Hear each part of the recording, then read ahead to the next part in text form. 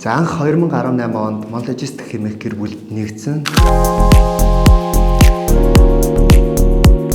Шинэхэн аа буюу дөнгөж нэг хүүхэдтэй миний хувьд байсан байна. За ингээд 2 дахь хүүхэд, 3 дахь хүүхэд маань одоо төрсөн. За тэгээд энэ хугацаанд 2 дахь, 3 дахь хүүхэдтэй болоод ирэхээр аав эцэг хүний хувьд бол илүү их үүрэг хариуцлага бас орж ирдэг юм байна.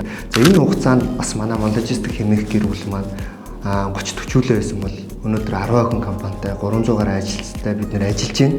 За мэдээж компанийн удирдлагуудын зүгээс ихтгэл хүлээлгэн одоо боломжийг олгож бас хариуцлагатай албан тушаал ажил хийж байгаа.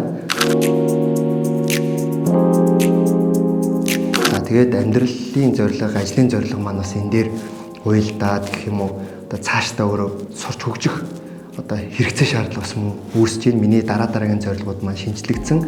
За ингээд санхүүгийн засгийн их сургуулийн мастрын хөтөлбөрт сурж байгаа. За энэ боломжийг бас манай байгууллагаас олгож явж байна. За тэгээд шатрын хүү бирс болох боломжтой байдаг. Бирс болох хэсэг нь таны зорилго мөрөөдлөөс шалтгаална. Энэ боломж нь зөвхөн таны гарт байгаа шүү.